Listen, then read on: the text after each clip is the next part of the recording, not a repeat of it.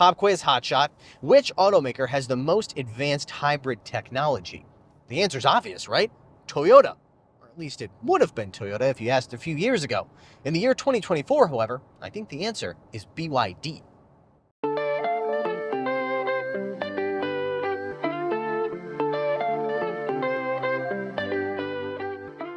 You see, BYD isn't just China's largest producer of electric vehicles, it's also its largest producer of plug-in hybrids, and they claim that the 5th generation DMI plug-in hybrid powertrain in this BYD Qin L, a Camry-sized sedan that starts at just $14,000 here in the Chinese market, is capable of going over 2,000 kilometers or 1,250 miles on a single tank of gas and a single charge of its battery.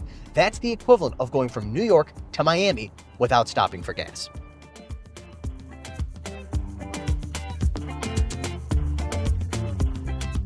Against my better judgment and the advice of my chiropractor, I've decided to put that claim to the test. Over the course of the next 3 days, we will attempt to traverse 4 different Chinese provinces and see if this system really can deliver on its promise of eclipsing 2,000 kilometers on a single tank of gas. Will we make it all the way? Will we be stranded on the side of the road? Will my lower back explode from spending so much time behind the wheel of a car, maiming me and leaving me unable to support my family or myself, eventually leading me to a life of crime and finally, an early grave? Stay tuned to find out. Welcome to Wheelsboy, where we cover the newest, coolest, and wildest vehicles from the Chinese car market. Be sure to like, subscribe, and hit the bell. After filling the Qin L's 65-liter or 16-gallon fuel tank and charging up its 10 kilowatt-hour battery, we set out from Shanghai with an estimated total range of 2,085 kilometers, 2,020 kilometers of gas range, and 65 kilometers of pure electric. I want to be very clear about something up front. We are not trying to hypermile this thing. I want to know what its actual range is under realistic circumstances. As such, we are going to be setting the cruise control at the posted speed limit. We're obviously driving with whatever speed traffic is going if it's below that speed. The air conditioning has been set on auto mode and the temperature is set to 23 degrees Celsius or about 74 degrees Fahrenheit. The drive mode is eco. The biggest factor in our first leg of the trip is this car's pure electric range. There are 2 available Blade battery packs, both with lithium iron phosphate or LFP battery chemistry. They measure 10 and 16 kilowatt hours with CLTC ranges of 80 and 120 kilometers respectively. As mentioned before, our car has the smaller 10 kilowatt hour battery pack. We decided to let the car choose between hybrid and pure electric mode based on what it thought would be more efficient. It chose to start in EV, but then changed to hybrid mode once we got onto the highway. Overall, it took us about 81 kilometers to deplete the electric range. Our battery pack's current state of charge is 16%, which is why this thing is indicating a pure electric range between 1 and 2 kilometers. Once it drops below 20%, it will operate like a normal hybrid and will no longer drive in pure electric mode. Okay, we are now on top of a 36-kilometer long bridge that stretches over the ocean. I was really hoping to show you some gorgeous views, but it's rainy and foggy. You can't see anything. Oh well. The heavy traffic thus far might not have made for a fun drive, but it was conducive to maximizing range, both electric and gas. Once we got past the bridge, however, the real challenge began. I mentioned that this thing basically becomes a regular hybrid when it gets below 20% state of charge, but what I didn't mention is that BYD claims when it is a regular hybrid, it can get 2.9 liters per 100 kilometers or 80 miles per gallon. One major factor in BYD's ability to even claim that level of efficiency is the naturally aspirated 4-cylinder engine up front. It has a thermal efficiency of 46.06%. Not only is that significantly more efficient than the previous generation DMI engine, it's also, at least according to BYD, one of, if not the most efficient gasoline production engines in the world. It only makes 74 kilowatts, but that's not especially relevant since most of the power that reaches the wheels comes from the single front-mounted electric motor. If you get the smaller battery pack, that motor will make 120 kilowatts and 210 newton meters of torque. If you get the larger 16 kilowatt battery pack, then you get 160 kilowatts and 260 newton meters of torque.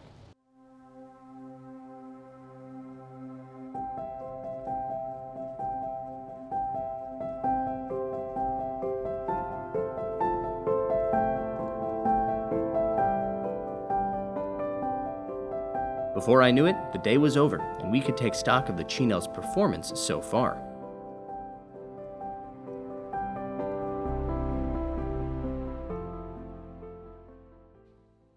Okay, we have reached the end of day one and our destination of the city of Ningde.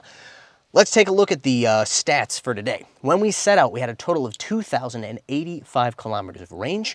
According to our trip computer, we have driven 658 kilometers, but it has dropped 985 kilometers of range.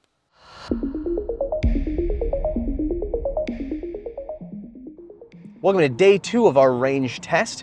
Our destination for today is a beautiful county called Jingde in Jiangxi province. It's about 550 kilometers away.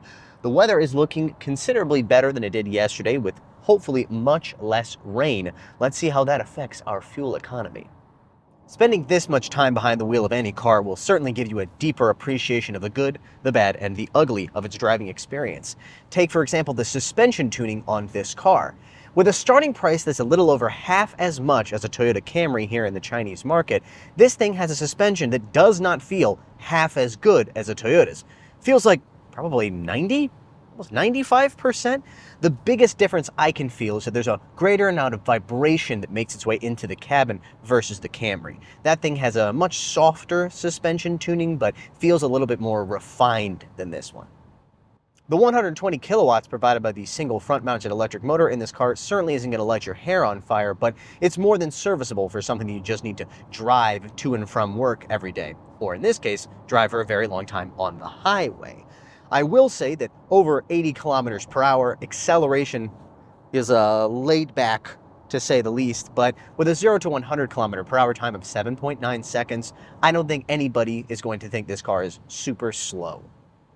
Driving a car in these specific circumstances, i.e. many hours on the highway, there are a few things that are really going to jump out at you that wouldn't really make themselves as apparent in a shorter drive. Take, for example, the NVH, or noise, vibration, and harshness. As I've already said, there is a decent amount of vibration that makes its way into this cabin, but I would say that noise is more of an issue. Whether it's tire noise or wind noise or engine noise, all of them are not particularly great. At least they wouldn't be particularly great if this car costs twice as much as it does. At this price point, I'm more than happy to forgive it for the amount of NVH that I am hearing, especially because the last time I experienced a cheap PHEV sedan, it was the Wuling Xinguang, and the engine sound on that car, oh my God, it was really bad. It sounded like a blender turning on and off every time it turned on. You also get a chance to appreciate the seat design, or maybe not appreciate it depending on whether it's good or not. In this case, I think the front seats at least are pretty good on this car. Good support in the shoulder area. Low back could use a little bit more. There is no adjustable lumbar support on this particular model because it's a very cheap model, but there is one available on more expensive cars. Just for the record, the people in this car who have driven it other than me and don't have horrible backs like I do, think that these front seats are pretty comfortable. I'm not going to spend a ton of time focusing on the infotainment in this car because it uses the same 12.3-inch center screen that we've seen in a ton of other BYDs, including our own BYD Yuan Plus that we use as a filming car. If you want to learn about that, you can check out any number of other BYD videos, but I recommend our BYD Yuan Up video. Speaking of the BYD Yuan Up, I was really hoping to see the latest generation of BYD's adaptive cruise control in this car. Unfortunately, this is a low-spec version, so it only has standard cruise control. Really would have liked to have adaptive cruise control on this trip. Would have made it a lot easier.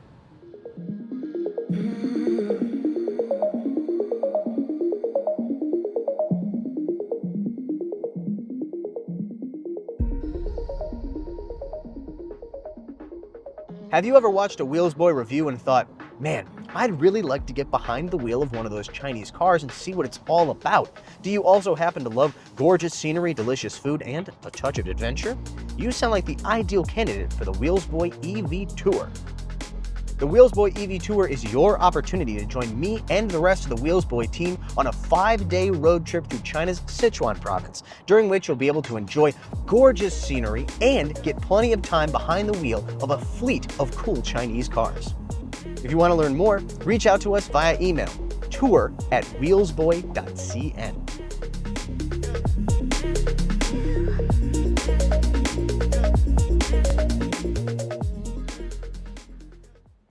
Welcome to Jingdo, ladies and gentlemen. We covered a total of 526 kilometers today, a little bit less than we planned, but we dropped 808 kilometers of indicated range. At this point, we've covered around 1,200 kilometers, but we've got 292 kilometers of indicated range left. My math's not that great, but I don't think we're going to make it to 2,000 kilometers. The question at this point is, how far can we make it? And it's a question we'll have to answer tomorrow. Right now, I'm going to go enjoy some local cuisine.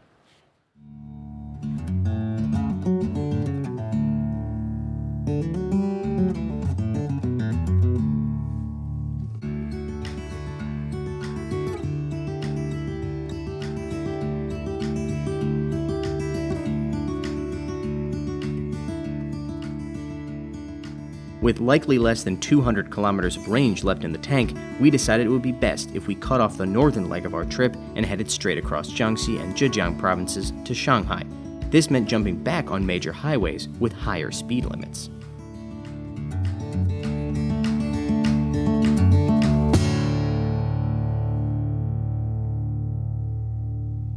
We spent most of yesterday on highways with speed limits between 80 and 100 kilometers per hour, but today's highway has long sections of 120 kilometers per hour, which is definitely going to affect our range. I'm not gonna lie, the lower this range gets, the more I want to start driving this thing conservatively just to see how far we can get it. But I promised to be realistic on this trip, which means sticking to the speed limit. Okay. We're at 120 kilometers or so of range, and it has just turned on the fuel light telling me I need to add fuel. We are in the final leg of this trip. Let's find out how far it can really go. All right, I'm showing an indicated range of 53 kilometers left. The next service station is 20 so kilometers away. The station after that is 100 kilometers away. So we are going to stop at the next one because I'm not going to risk having to push this thing on the side of the road. It was in these last moments that I started sweating the details, like aerodynamics. The Qin-L might look like a traditional sedan compared to the wedge-like Toyota Prius, but it actually manages a drag coefficient of 0.26, besting the 0.27 of the Toyota. It is, however, about 100 kilograms heavier than the Prius. Update. It's no longer displaying a range. It's just telling me that I need to add fuel. Still got 8.8 kilometers to go. I'm a little nervous, I'm not gonna lie.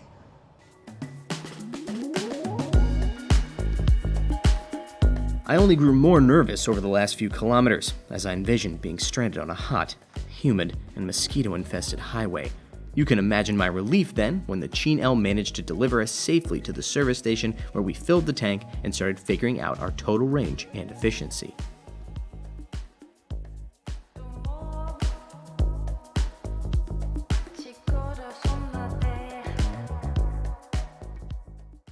Okay, time to do some math. We traveled a total of 1,349.6 kilometers, and when we just filled up the tank, we added 60.8 liters of fuel, which means we averaged 4.5 liters per 100 kilometers, or 52.3 miles per gallon. Now, it's important to note that the Qin-L's fuel tank is actually 65 liters, which means, theoretically speaking, we had as much as 4.2 liters of fuel left over when we decided to stop. So, in theory, we could have driven another 80 to 100 kilometers, depending on the speed. Let's be generous and say that if you ran this thing totally dry to the point where it wouldn't move anymore, you might get around 1,450 kilometers of range.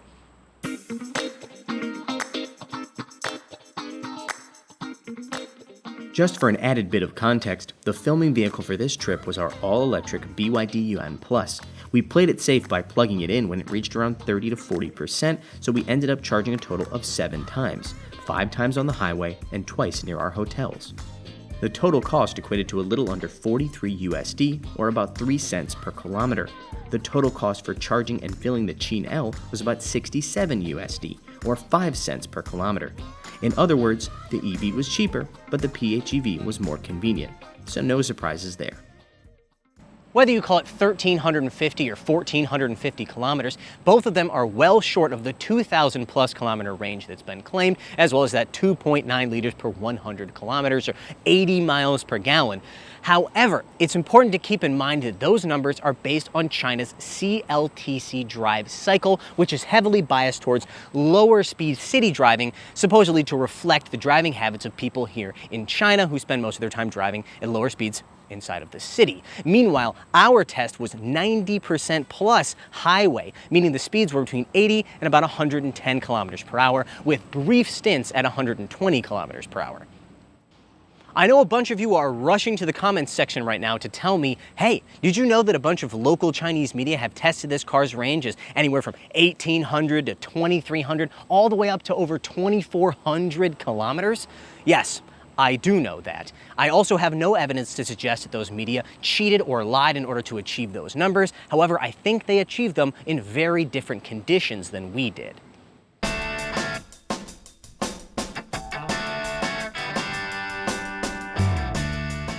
Based on the videos I saw, we had a higher average speed than other tests, not to mention rain for almost the entirety of the first day and very heavy rain for parts of the second.